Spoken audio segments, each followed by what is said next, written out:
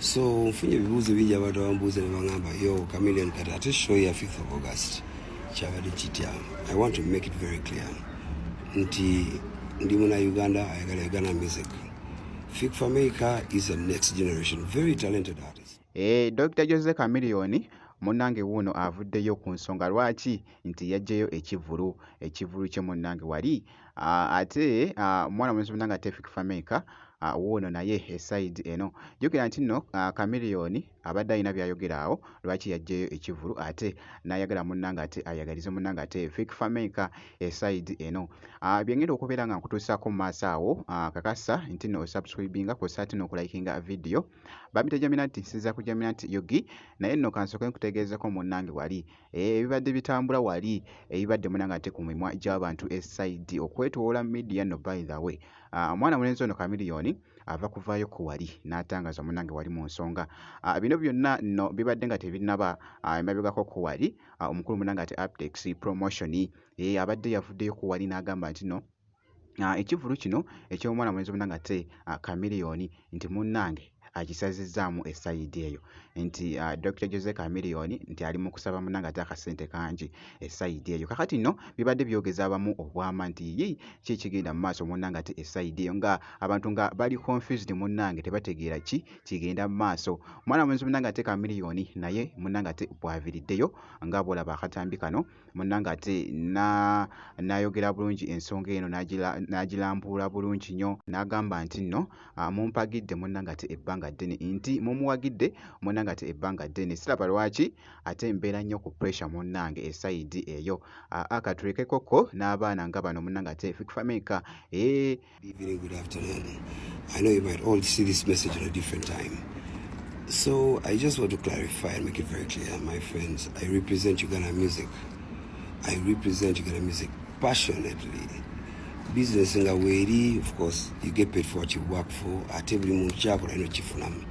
Neze chisingo kuliye passion ya. Kwa music mwagala nyati, most especially nyaganyo Uganda music agene forth and forward. So mfunye bibuuzo bijja abantu abambuuza ne bagamba yo Chameleone kati ate show ya 5th of August kyabadde kitya. I want to make it very clear nti ndi muna Uganda ayagala Uganda music. Fik Fameka is a next generation very talented artist. Musajja wa kabi nnyo extremely talented. So bweba na show ku Colorado Airstrip nga Fik Fameka ina show ku Lugogo Cricket Oval. Bodda mno kyetegeeza nze mba ndi too greedy kuba mumpagidde emyaka gyonna nnyo I really appreciate. I don't take it for granted. Kati Fika ina show ye maybe bamusajja atune yalonda date nga talinaamu kuteekawo mbeera yonna so unfortunately nizikuonagana so nensalawo ze ng'omuntu and I really did a very big decision. I don't want to be greedy. Ngamba bukwano ngo mwena we shall put our show onto another date. Quite irajja kusigala ga show, right?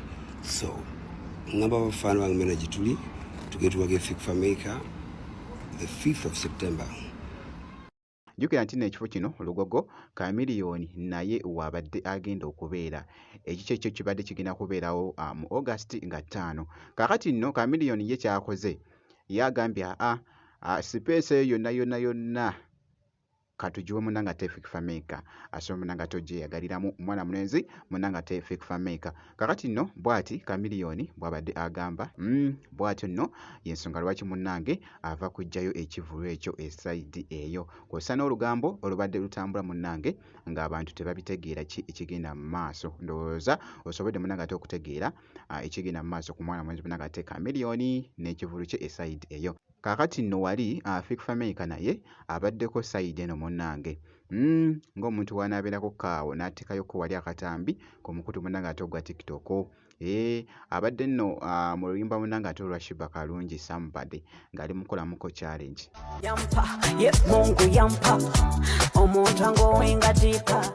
era nga boogezako okulaba akatambi ako kw'ossa ate wali naako ng'ayambadde munnange ate t-shirt ye ng'ali mukakasa munnange ate ekivulu kye wali mu September jjukira nti n'ekivulu kyo n'omwana mulenzi ye ekikyo kibadde kigenda kubeerawo mu September nga 5 esayidi eyo naye nga bwenkoze kakasa nti no video ogimpira like kw'ossa ate n'okusubscribinga kasita obeera nga tonnaba ngenda kubeera nga nkomawo ku maaso eyo n'ebirala.